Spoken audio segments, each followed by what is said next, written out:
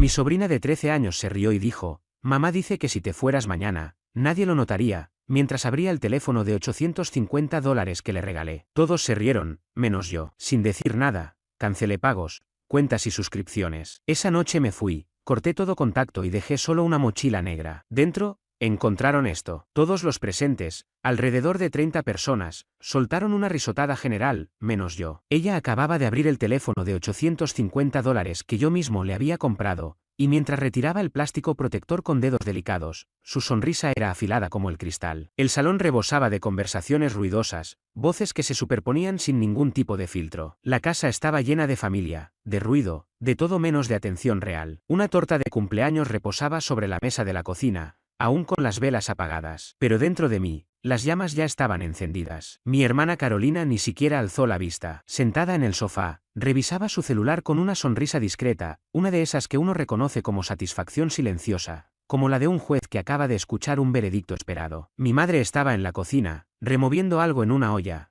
pretendiendo que no escuchaba nada. Pero la forma en que sus hombros se levantaron levemente me dijo que sí lo había hecho. Papá, en cambio, ni se molestó en ocultarlo, soltó una risa breve, levantó su cerveza y murmuró, bueno, no está tan equivocado. La risa se propagó como un eco. Mis primos sonrieron, incluso Germán, mi tío, que apenas me conocía más allá de los encuentros navideños, bufó divertido con su trago. Yo me quedé ahí, como un idiota, el mismo idiota de siempre, el que pagaba, el que arreglaba todo, el que nunca era suficiente. Gracias por el teléfono, tío, canturreó mi sobrina, ya pegada al costado de su madre, fascinada con la pantalla brillante. Yo solo observaba. Sentía el corazón golpearme el pecho, el rostro enrojecido, y la habitación comenzó a volverse más estrecha, como si el aire escaseara. Aún así, no dije nada. Asentí. Siempre lo hacía. Asentía, sonreía, fingía. Entonces Carolina alzó la mirada. Nuestros ojos se cruzaron, y en los suyos vi algo, una chispa de gozo, de satisfacción, como si hubiera estado esperando ese momento exacto, viéndome ahí,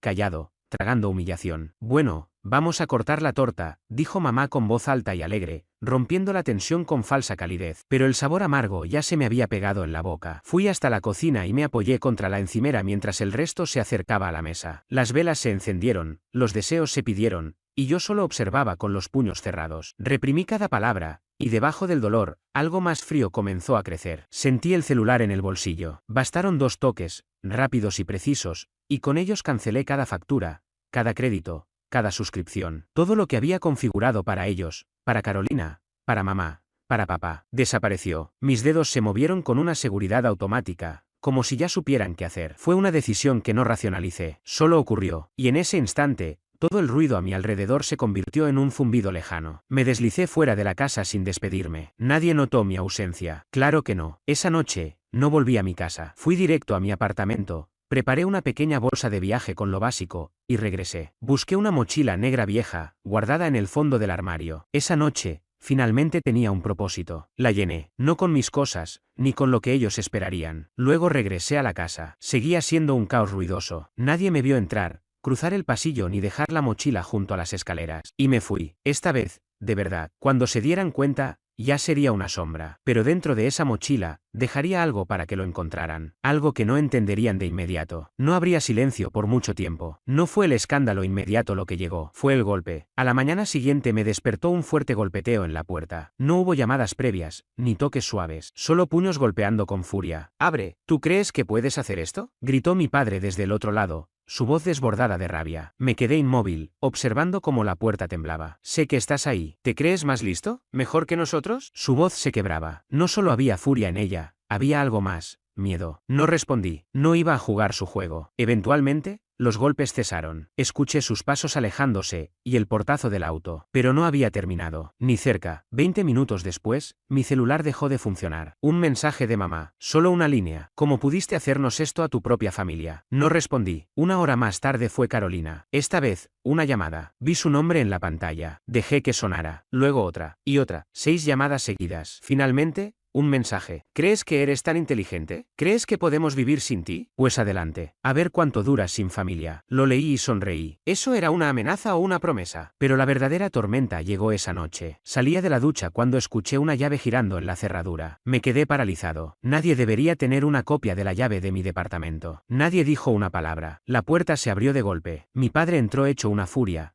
el rostro encendido y el sudor corriéndole por la frente. Mi madre venía justo detrás, con la misma expresión descompuesta, los ojos abiertos, nerviosos, como si esperaran un desastre. ¿De verdad pensaste que podías dejarnos fuera?, gritó mi padre. Salgan, dije con voz firme, sin levantarla. Afuera, ya no tienen nada que hacer aquí. ¿Esto es lo que eres ahora?, chilló mi madre, al borde de la histeria. ¿Vas a darle la espalda a tu familia? Nosotros te criamos. No, la interrumpí, apoyado en la encimera de la cocina, con una toalla sobre los hombros. Me usaron. Es distinto. Mi padre se acercó con el puño apretado, los labios tensos. Malagradecido, siempre buscando problemas. Adelante, le dije, sin pensarlo siquiera. Inténtalo. Su mano tembló, pero no se movió. Los dos sabíamos que no iba a golpearme. Nunca fue un hombre de acción. Solo sabía gritar y lanzar amenazas para esconder su cobardía. ¿Qué hiciste?, dijo mi madre, con la voz quebrada. Las tarjetas no funcionan. Carolina no puede pagar ni el alquiler, la hipoteca. Todo se vino abajo. Sí, asentí. Todo lo que yo pagaba, todo lo que construí, se acabó. Mi padre soltó una risa amarga, sin pizca de humor. ¿Te crees muy importante, no? ¿Piensas que te necesitamos? Parece que sí, respondí encogiéndome de hombros. Sobre todo si vinieron hasta mi casa a rogar. ¿Rogar?, gruñó. ¿Eso crees? Basta.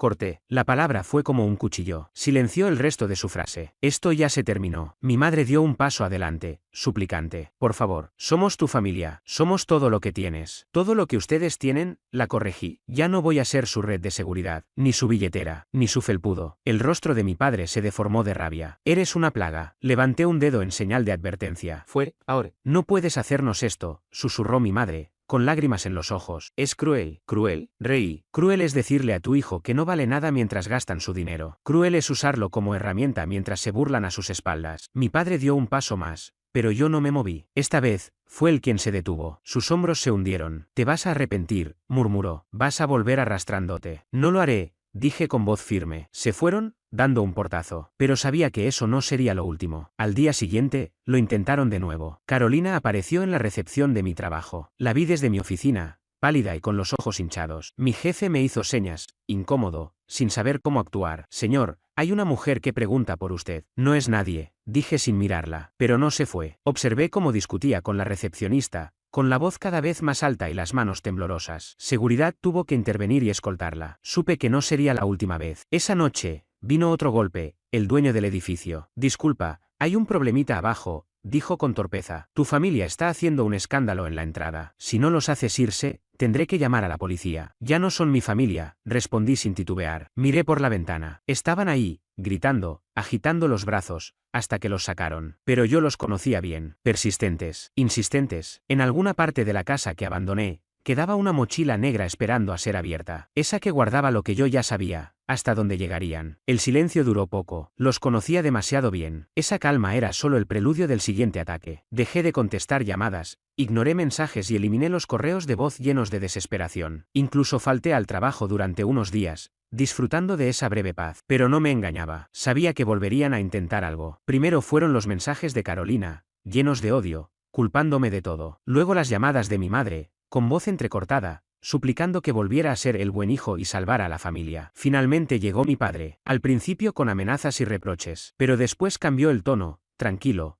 calculador, como una trampa disfrazada de reconciliación. Hijo, arreglémoslo como hombres, sin drama, solo tú y yo. Hay partido este fin de semana. Nuestro equipo juega. Ven, hablamos ahí. Olía a trampa, pero acepté. Necesitaba verlo por mí mismo. El estadio estaba lleno. Gritos, aplausos, pisadas en las gradas metálicas. Un rugido constante, perfecto para ocultar verdades. Mi padre estaba en la sección 12. A su alrededor, varios asientos vacíos. A pesar del lleno, nadie se sentaba cerca. Me vio de inmediato, saludando con una mano, y con la otra sostenía algo que me hizo detenerme, mi mochila negra. Bajé los escalones con paso firme, sin apartar la vista. Su sonrisa torcida intentaba mostrar victoria. ¿Sorprendido de que te haya llamado?, gritó entre el ruido. Al fin vamos a hablar como hombres, ¿eh? ¿Hablar? Me senté sin mirarlo, con los ojos fijos en la mochila. ¿Eso es lo que planeaste? Oh, creo que hay algo más, dijo inclinándose, bajando la voz a un susurro apenas audible. Pensaste que habías sido muy listo, ¿verdad? Escapando, cortando todo, pero te dejaste un pequeño regalo. Golpeó la mochila con los dedos, como si ocultara algún secreto. ¿Y sabes qué, genio? Lo descubrimos todo. Ah, sí, respondí,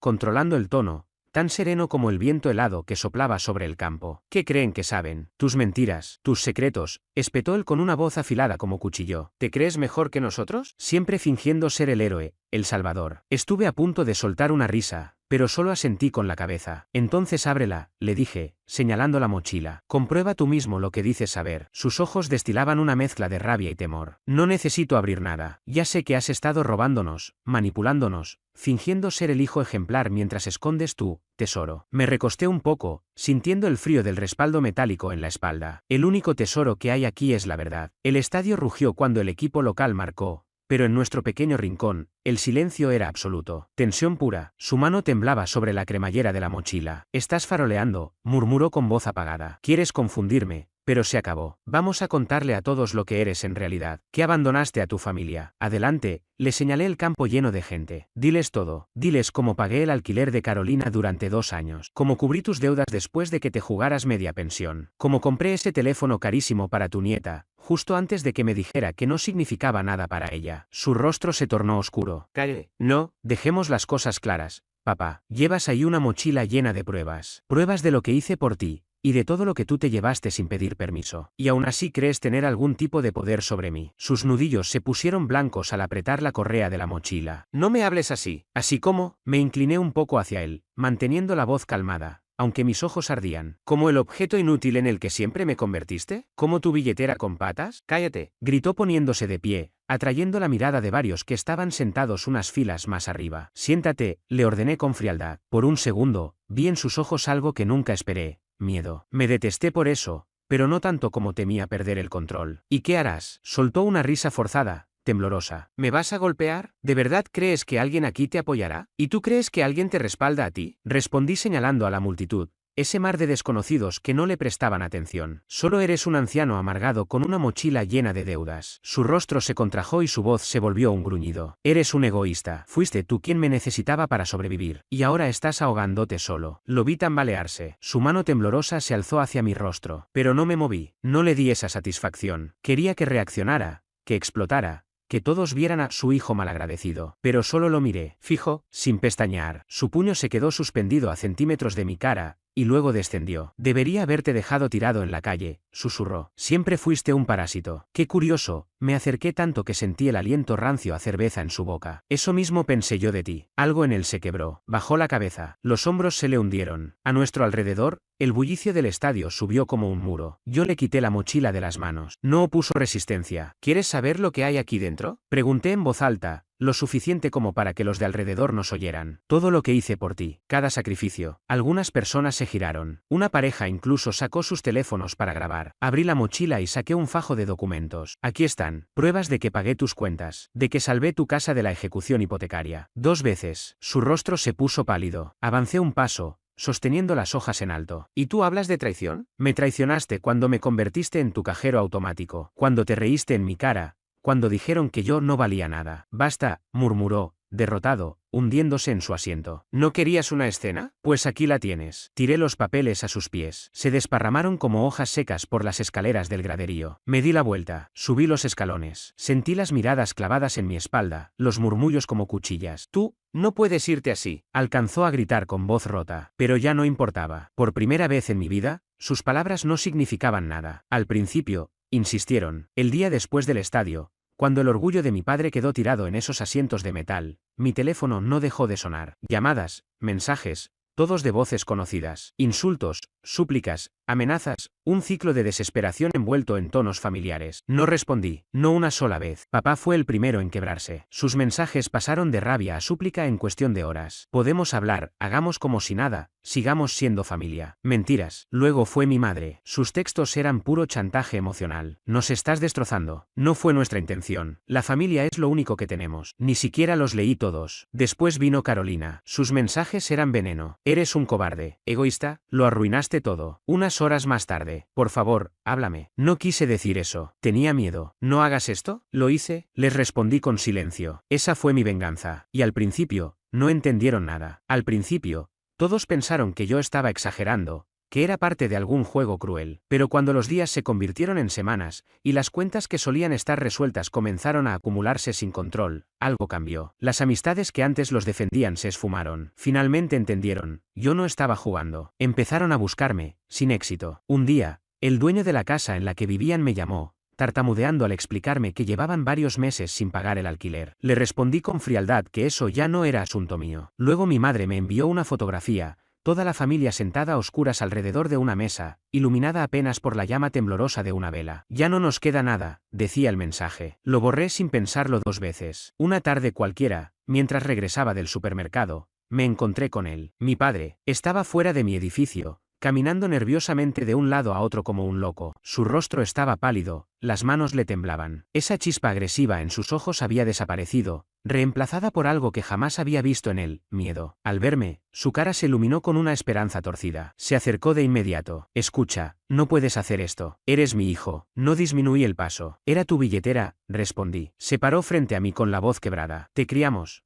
Te dimos todo. Me usaron, le dije sin titubear, mirándolo fijamente a los ojos. Y ahora no tienen nada. Intenté rodearlo, pero me sujetó del brazo. No puedes hacer esto, gruñó, mientras la ira vieja afloraba. ¿De verdad crees que eres mejor que nosotros? ¿Que puedes simplemente irte? No lo creo. Lo sé, contesté, y me solté de su agarre. Entonces me atacó. Fue un intento débil, torpe. Su puño apenas rozó mi hombro, más un empujón desesperado que un golpe. Tropezó y se apoyó contra la pared, jadeando, derrotado. Patético, susurró con rabia contenida, el rostro desfigurado por una furia familiar. Vas a arrastrarte de vuelta. Siempre lo haces. No eres nada sin nosotros. Solté una carcajada fuerte, sincera, que resonó en la calle vacía. Era nada con ustedes, le dije mientras me alejaba, sin volver la vista atrás. Esa misma noche, guardé el teléfono en el cajón más profundo de mi escritorio. Las llamadas perdidas y los mensajes se fueron acumulando, pero ya no lograban alcanzarme. Una semana después, recibí una carta. La escritura temblorosa,